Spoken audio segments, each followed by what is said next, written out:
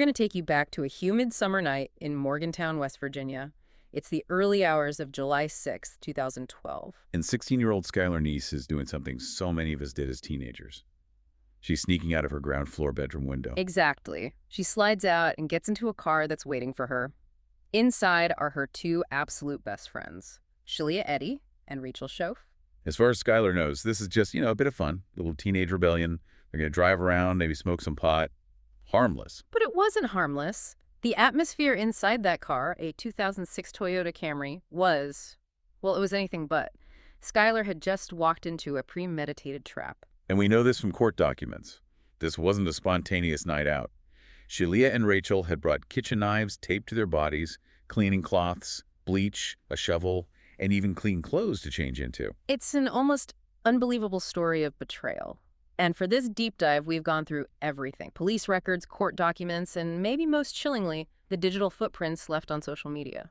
Our mission here is to piece together how this investigation unfolded over 6 long months, all while being actively sabotaged by the killers.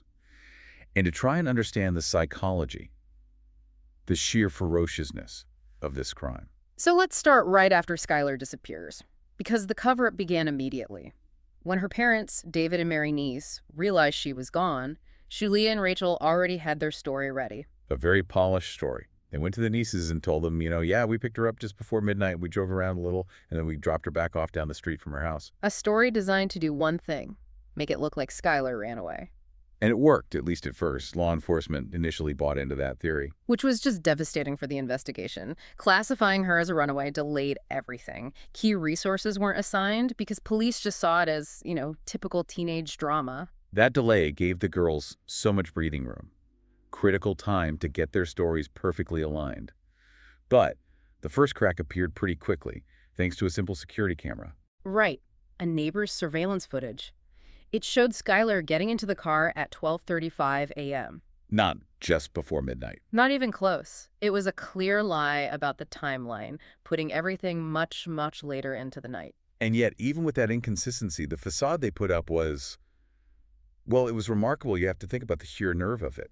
Shalia Eddy and her own mother, Tara Clendenin, were out there helping the Neeses search the neighborhood. Helping them put up missing posters?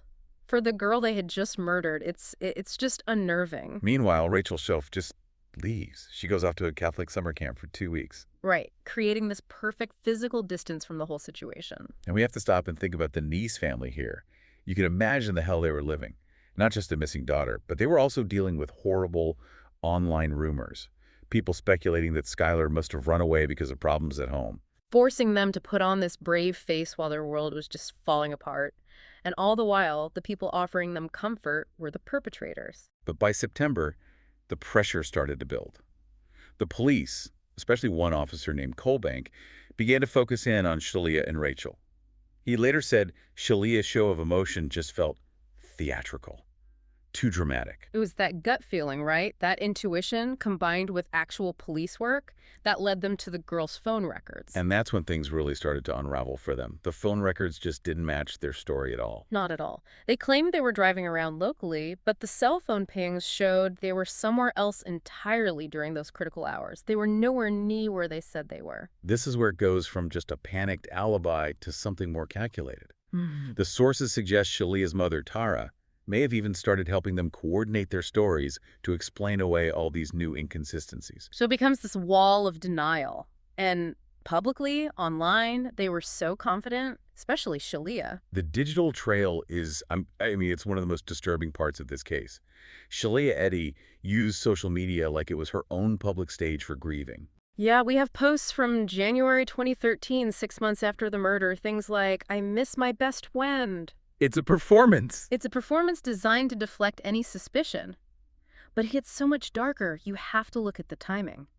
On December 28th, Rachel Schoaf has a breakdown and is hospitalized, completely cut off from Shalia. Right, so they can't coordinate anymore. Exactly.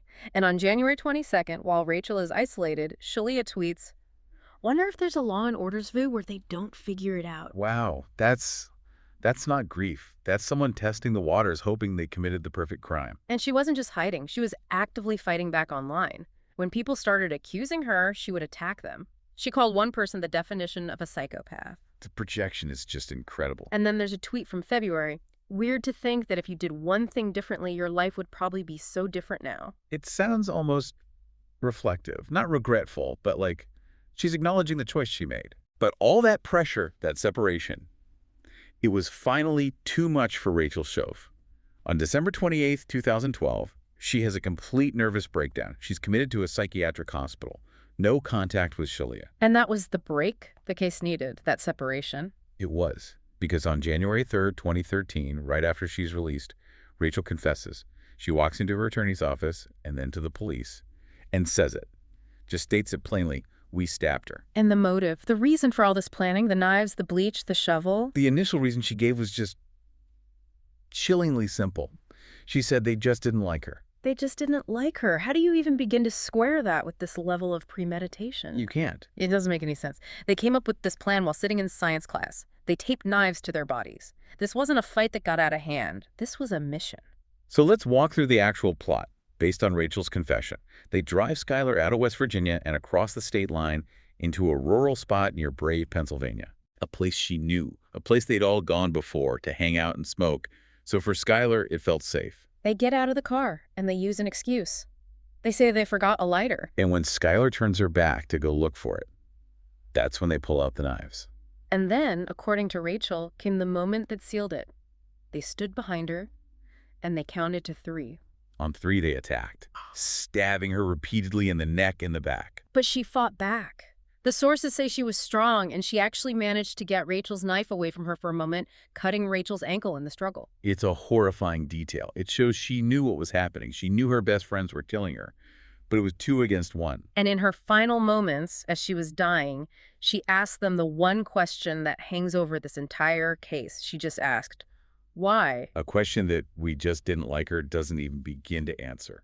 After the murder, their plan to bury her failed. The ground was too hard, too rocky. So instead, they just covered her with branches, dirt, and rocks, just a few feet off the road. And her body wasn't found for over 6 months until Rachel finally led the police there. Once Rachel confessed, everything moved pretty quickly. It did. Rachel Schoaf pleaded guilty to second-degree murder. She got a 30-year sentence and was first eligible for parole after 10 years. Which she was just denied in 2023, so she's still serving that sentence. Right. And Shalia Eddy, who was seen as the ringleader, she pleaded guilty to first-degree murder, but with a specific provision in West Virginia law. She was sentenced to life in prison with mercy. And with mercy is the key phrase there for you to understand. It means she's actually eligible for parole after serving 15 years. It's not a true life sentence. Yeah. And right before her arrest, Shalia sent one last horrifying tweet. On March 30th, 2013, it was a direct confirmation of Rachel's confession.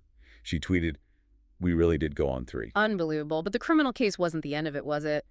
There's also a civil case? That's right. The Neese family sued the mothers, Tara Clendenin and Mrs. Schoaf, for negligent supervision. And this led to a really complicated legal argument we found in the source documents. How so? Well, it all came down to homeowners insurance.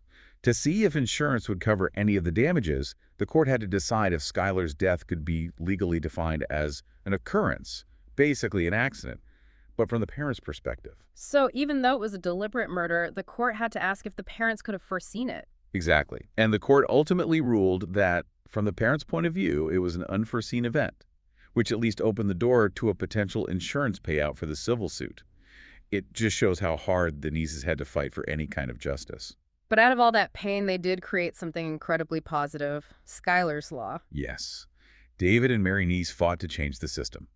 Skylar's Law now requires an Amber Alert to be issued for all missing children in West Virginia, even if they're suspected runaways. It directly addresses the delay that hurt their own case so badly. There is one last detail from the sources that just, I don't know, it's hard to process. I think I know what you're going to say. Shalia Eddy and Rachel Schoaf. They're both serving their sentences in the same prison, Lakin Correctional Center. And sources say they still interact, despite everything. Despite Rachel's confession leading to Shalia's arrest.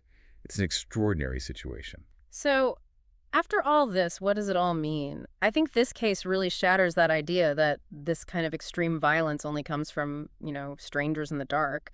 The public was floored that these two pretty cute girls could be so ferocious. And it forces you to look past that initial flimsy motive of, we just didn't like her, because there's more to it. If you dig into the later material, specifically from Rachel Show's 2023 parole hearing, a different story emerges. What did she say? She admitted that she and Shelia Eddy were in a secret relationship, and that they were terrified Skylar was going to expose them, to tell people at school and create, in her words, an outcry. That changes everything. That's not just not liking her. That's a motive rooted in panic, in the fear of being exposed in a small town in a high school environment. It reframes the entire crime. Suddenly, killing Skylar becomes this desperate, twisted act to silence a perceived threat to their secret life. So the question we want to leave you with is this. Was the real why, the reason for the knives, the bleach, the count of three, was it just simple teenage malice? Or was it something far more complex and desperate? A violent attempt to protect a secret they thought would ruin them? The true, full answer to Skylar's final question, that's something we might never really know for certain.